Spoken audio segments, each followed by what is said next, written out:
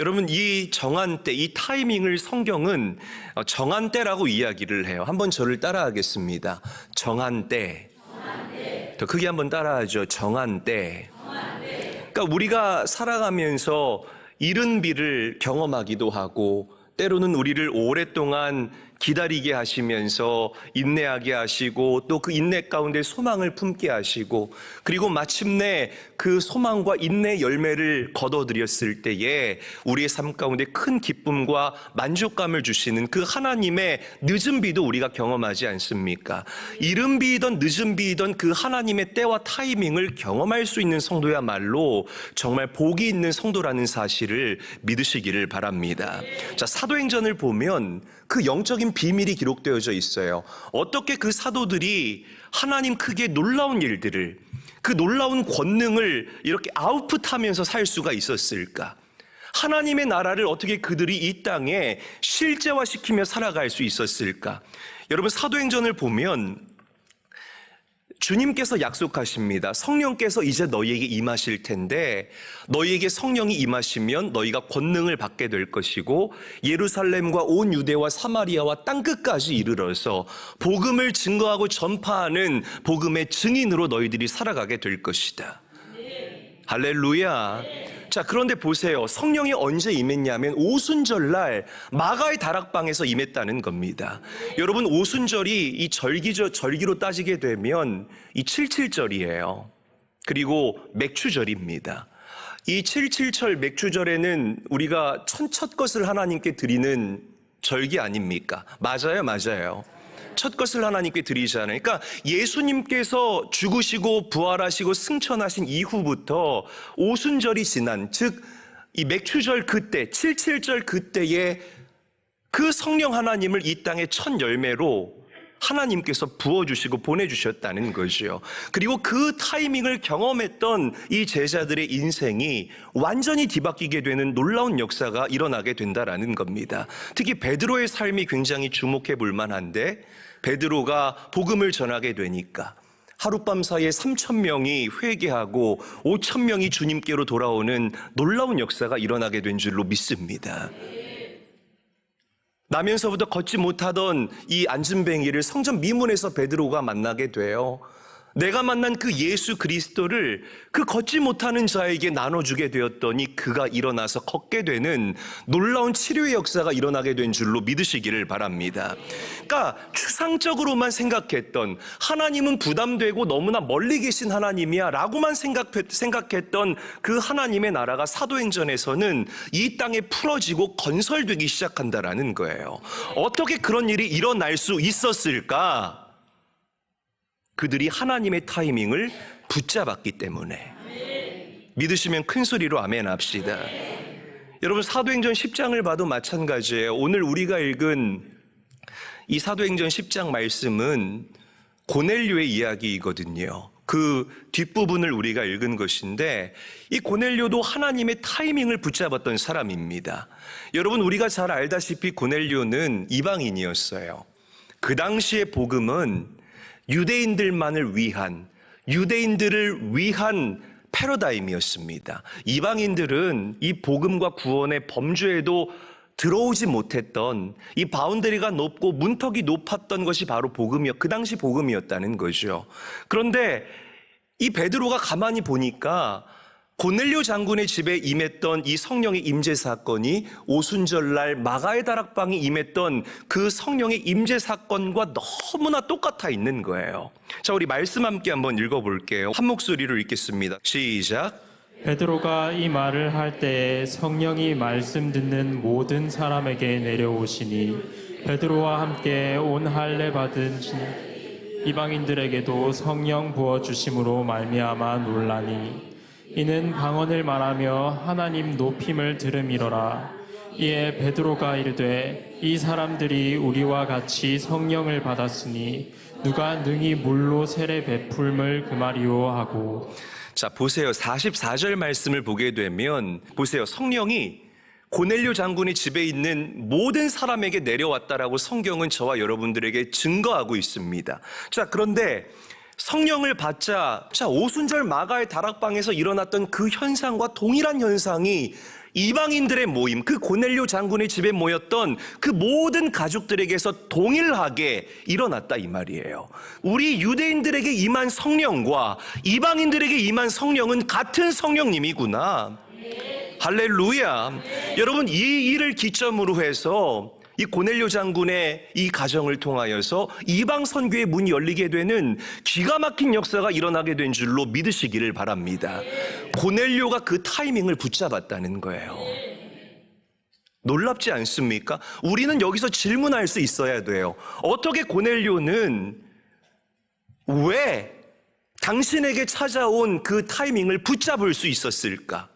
왜 고넬료인가? 왜 다른 사람이 아니라 그 하고 많은 이방인 중에서 어떻게 고넬료 장군의 집에 성령이 임하였고 그 타이밍을 그렇게 기가 막히게 붙잡을 수 있었을까? 여러분 궁금하지 않습니까? 안 궁금해요?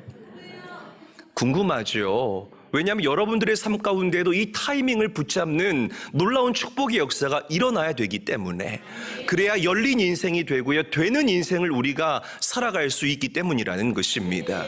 자, 말씀을 보면 그 정답이 나와요. 우리 사도행전 10장 1절에서부터 2절까지의 말씀. 자, 정답은 맨 마지막 줄 빨간 글씨에 있습니다. 시작. 항상 기도하더니. 저를 따라합니다. 항상 기도하더니. 다른 요행이나 어떤 술수가 있었던 게 아니에요. 고넬료 장군이 항상 하나님께 기도하는 사람이었기 때문에 하나님의 타이밍이 그에게 찾아왔을 때에 그 하나님의 때와 그 하나님의 타이밍을 붙잡을 수 있었다라고 성경은 오늘 저와 여러분들에게 증거하는 줄로 믿으시기를 바랍니다. 이 항상이라는 말은 영어 성경 NIV로 우리가 찾아보게 되면 그 의미가 더 명확하고 선명하게 우리에게 다가옵니다. 항상은 regularly라고 영어 성경이 이야기를 해요. 이 regularly라는 이 단어는 규칙적으로라는 뜻이 있습니다. 그러니까 여러분, 고넬료 장군이 항상 규칙적으로 하나님께 기도하는 믿음의 사람이었기 때문에 하나님의 그 정한 때가 왔을 때에 그 때를 놓치지 않을 수 있었다라고 성경은 그 기가 막힌 영적인 비밀을 저와 여러분들에게 들려주고 있는 것입니다. 어떤 특정한 사건이 있어서 막 하나님께서 어떤 챌린지를 이 고넬료에게 던져주어서 고넬료가 막 40일 동안 금식하고 막 주야로 철야 기도를 했더니 하나님의 타이밍을 붙잡은 게 아니에요. 매일의 삶 가운데서, 일상의 영역 가운데에서 항상 기도하더니. 여러분 항상 기도하십니까? 항상 기도하시기를 주의 이름으로 축원합니다. 매일매일 기도해야 되는 거예요. 새벽에 기도했더니 저녁에 기도했더니 매일 3시간, 이게 아니라 매일매일 주님과 함께 친밀한 교제를 누리면서 하나님께 묻고 그 답을 듣는, 주님과 가까이 지내는 삶을 살았던 고넬료에게 하나님의 그 정한 때에 문이 열리게 되고 꽃이 블라썸하게 되는 기가 막힌 역사가 일어나게 됐다는 것입니다. 자, 그러자 놀라운 일이 일어나요. 4절 말씀 읽어볼게요. 한 목소리로 읽습니다. 시작. 천사가 이르되 내 기도와 구제가 하나님 앞에 상달되어 기억하신 바가 되었으니. 자, 여기 상달되었다라는 이 단어는 영어로 come up이라는 단어를 사용합니다. 그러니까 올려졌다라는 거죠. 상달됐다라는 것은. 그리고 또 다른 표현으로 이 상달되었다라는 단어를 번역하면 분량이 채워졌다라는 의미로 번역할 수가 있습니다. 그러니까 여러분, 고넬료에게 이 하나님의 타이밍이 찾아올 수 있었던 일체의 비결은 기도의 분량이 완전하게 채워졌기 때문이라는 사실을 믿으시기를 바랍니다. 이 하나님의 때는 기도하는 사람들에게만 유효한 약속이에요. 정말 죄송합니다, 여러분. 기도하지 않는 사람들에게는 요만큼도 유효한 약속이 아닙니다. 목사님, 우리 하나님은 사랑과 관용의 하나님이잖아요. 네, 맞습니다. 우리가 믿는 하나님은 사랑과 관용의 하나님이 맞지만 굉장히 정확하시고 또 공의로우시고 공평하신 하나님이라는 이 사실을, 이 하나님의 속성을 여러분들이 잊어서는 안 될 것입니다. 은혜로 인정할 줄 아는 사람, 기도로 그 당신의 믿음의 분량을 채워나가는 사람에게 하나님께서는 그 당신의 타이밍을 선물하시는 줄로 믿으시기를 바랍니다. 옆 사람과 인사하죠. 기도의 분량이 있습니다. 채워나갑시다. 인사하겠습니다. 자, 성경이 이 성도들의 기도가 어떻게 응답되는지 그 모습을 기가 막히게 형상화해서 그려낸 장면이 계시록에 기록되어 있는데, 우리 계시록 8장 3절에서 5절 말씀 함께 한번 읽어볼게요. 한 목소리로 읽습니다. 시작. 또 다른 천사가 와서 제단 곁에 서서 금향로를 가지고 많은 향을 받았으니 이는 모든 성도의 기도와 합하여 보좌 앞 금제단에 드리고자 함이라. 향연이 성도의 기도와 함께 천사의 손으로부터 하나님 앞으로 올라가는지라. 천사가 향로를 가지고 제단의 불을 담아다가 땅에 쏟음에 우레와 음성과 번개와 지진이 나더라. 요한계시록에 보니까 여러분 이게 지금 보면 유리잔이잖아요. 이거를 금향로라고 한번 가정해 봅시다. 이 하늘에 금향로가 있어요. 그런데 이 금향로에 성도들의 기도가 채워지기 시작하는 거예요. 향이 바로 성도들의 기도를 상징하는 겁니다. 그래서 이 금향로에 성도들의 기도가, 이 향들이 가득 차게 됐을 때에 천사가 다 가득 차면 이 금향로를 가져다가 이 위에다가 제단 불을 집어넣어요. 그리고 이 제단불이 붙은 금향로를 땅에다가 쏟아낸다라고 오늘 우리가 읽은 계시록 말씀이 우리에게 증거하고 있습니다. 여러분, 이 장면은 우리의 기도가 어떻게 이 땅에 풀어지고 어떻게 이 땅에 응답되어지는지를 보여주는 너무나 기가 막힌 명장면 중의 명장면입니다. 믿으시면 아멘 합시다. 여러분, 우리의 삶 가운데 이루어지는 하나님 크기의 놀라운 일들은 반드시 기도의 분량이 충만하게 채워질 때에 일어난다라는 사실을 믿으시기를 바랍니다. 그래서 기도해야 되는 거예요. 하나님의 영은요, 기도하는 사람들의 이 속사람 안에서 작동하고 하늘의 원리와 이 땅의 원리를 동기화시킨다는 거예요. 동기화가 뭐예요? 아이폰 유저들 있잖아요. 동기화가 뭐예요? 싱크를 맞춘다는 겁니다. 나 따로 하나님 따로가 아니라 하늘의 속도와 이 땅의 속도를 맞춰주신다는 겁니다. 누구에게? 기도하는 자에게. 할렐루야. 그 은혜를 경험할 수 있어야 된다는 거예요. 고작 내 크기의 일, 다 내가 계산하고 다 내가 경험해 본 일, 그 틀을 벗어나지 못하는 안타까운 신앙생활 하지 마시라는 겁니다. 아니요, 이건 신앙생활도 아니에요. 종교생활 하지 마시라는 겁니다. 신앙생활 하십시오, 여러분. 할렐루야. 늘 하나님과 소통하시고 기도로 교제하면서 이거는 어떻고 저거는 어떻고, 아직도 이 과거의 커스텀에서부터 벗어나지 못하는 사람들이 얼마나 많은지 모르겠어요. 시대는 변해가고 있는데. 여러분, 우리가 이 틀을, 견고한 진들을 깨야 돼요. 하나님께서는 기도하는 가정을 사용하십니다. 믿으시면 큰 소리로 아멘 합시다. 하나님께서는 기도하는 기업을 사용하시는 줄로 믿으시기를 바랍니다. 기도하는 그 한 사람을 기도하지 않는 다수 위에 두셔서 그 사람을 머리로 삼아주시는 줄로 믿으시기를 바랍니다. 기가 막힌 영적인 원리예요. 막 듣기에는 너무나 쉽지만 우리의 삶 가운데 적용하기에 너무나 어려운 영적인 원리가 아닐 수 없습니다. 여러분, 믿음의 사람들은 기도로 하나님의 타이밍을 붙잡았습니다. 여러분들도 우리 믿음의 사람들 같이 예수님처럼, 사도 바울처럼, 아브라함처럼, 고넬료처럼, 사도행전에 기록된 수많은 믿음의 사람들처럼 regularly 항상 기도하심으로 하나님께서 여러분들에게 던져주시는 그 수없이 많은 영적인 타이밍들을 붙잡아 누릴 수 있게 되시기를 우리 구주 예수님의 이름으로 간절히 축원합니다. 간절히 축원합니다.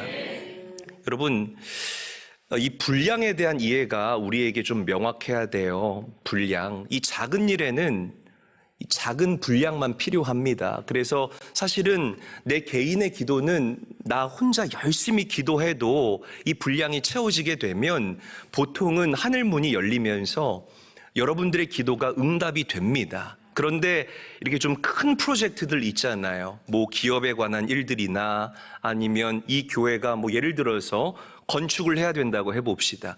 혼자만의 기도로 되지 않습니다. 그럴 때는 이 공동체가 함께 기도하면서 그 기도의 분량을 채워나가야 됩니다.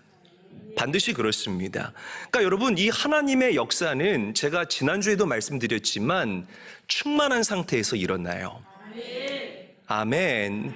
결핍의 상태에서 일어나지를 않습니다. 반드시 그래요.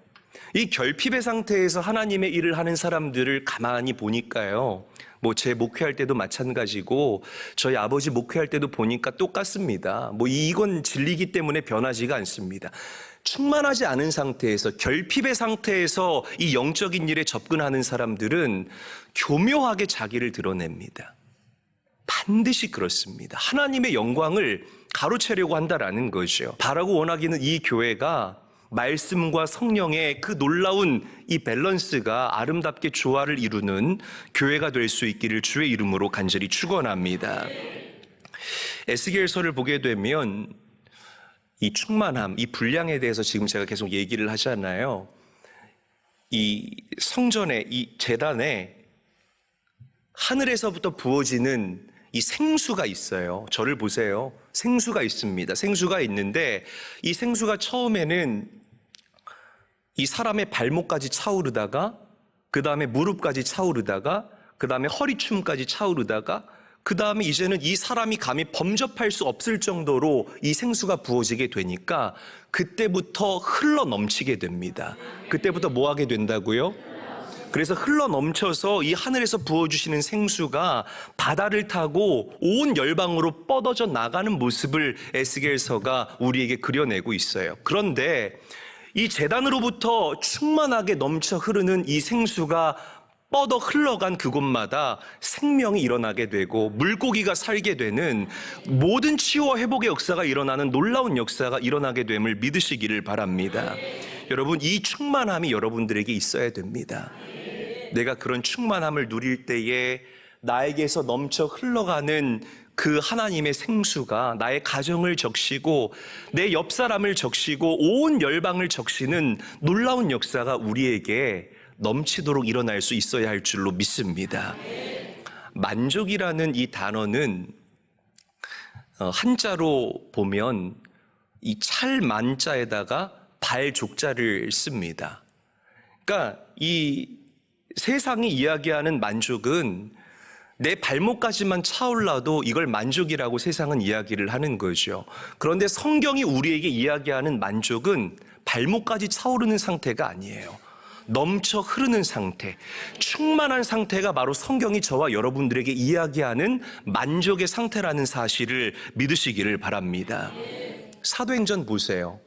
어떻게 그들이 영적인 기염을 토해냈습니까? 충만했기 때문에 기염을 토해낸 거예요. 우리 말씀 찾아서 스팟으로 팍팍팍 한번 읽어 내려갈게요. 2장 4절 말씀 함께 한번 읽어볼게요. 시작. 그들이 다 성령의 충만함을 받고 성령의 말하게 하심을 따라 다른 언어들로 말하기를 시작하니라. 그들이 어떻게 했다고요?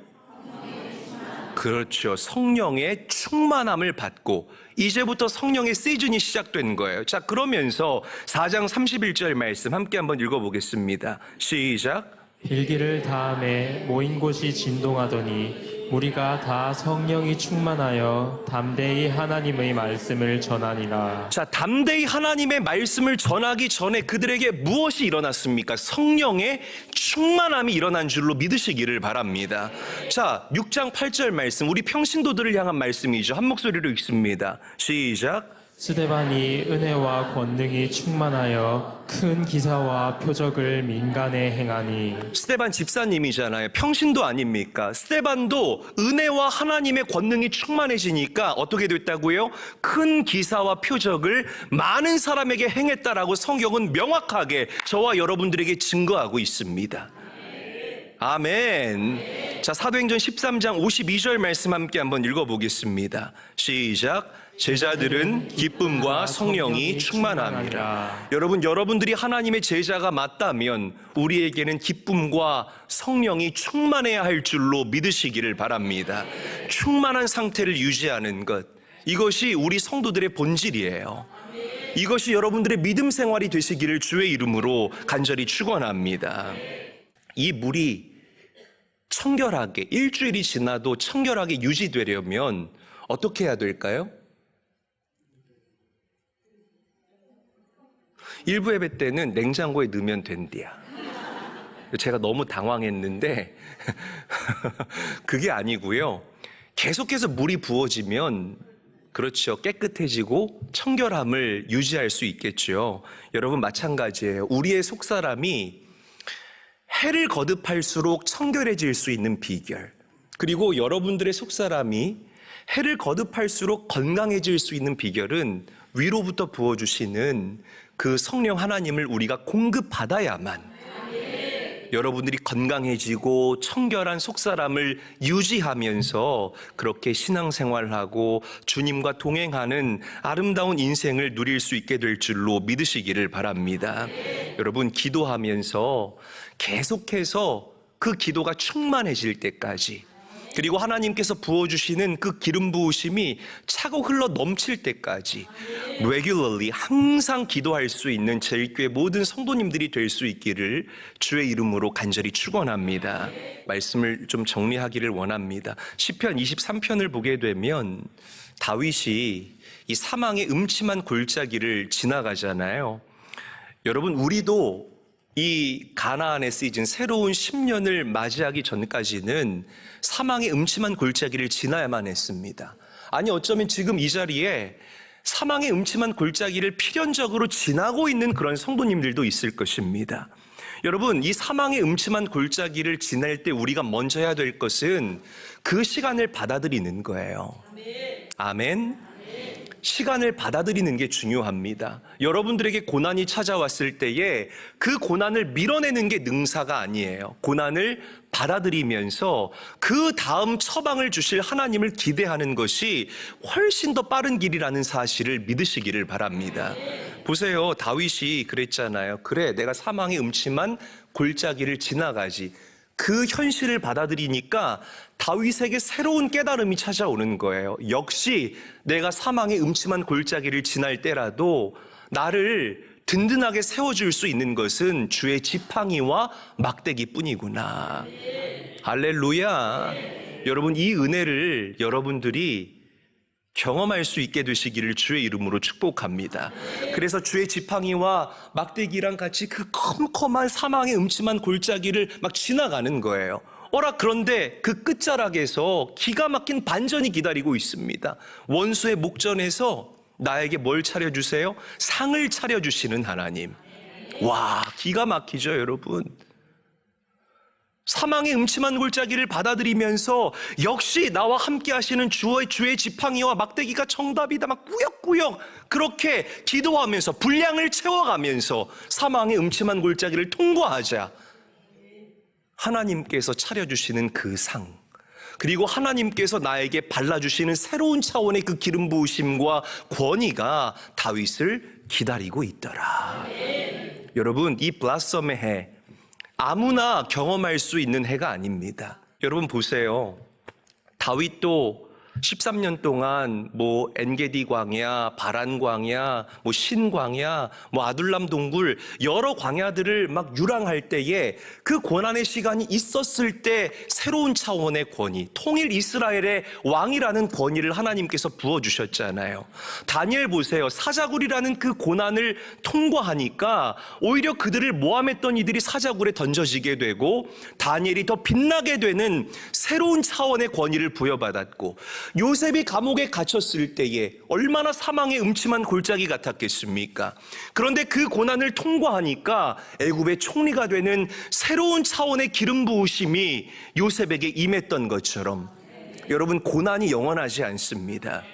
고난 끝에 여러분들을 기다리고 있는 새로운 차원의 기름 부으심과 권위를 기대하면서 이 어둠의 터널을 통과할 수 있게 되시기를 주의 이름으로 간절히 축원합니다. 여러분 이런 은혜가 여러분들에게 있어야 합니다. 아멘. regularly 항상 기도하는, 뭔가 여러분 신앙생활하면서 요행을 바라지 마시고 매일의 삶 가운데서 늘 하나님과 기도하면서 차근차근 여러분들의 그릇과 잔을 채워나갈 수 있게 되기를 주의 이름으로 간절히 축원합니다. 기도로 하나님의 타이밍을 움켜쥘 수 있는 그런 교회와 성도들로 이 땅을 넉넉하게 살아갈 수 있게 되시기를 주님의 이름으로 간절히 축원합니다.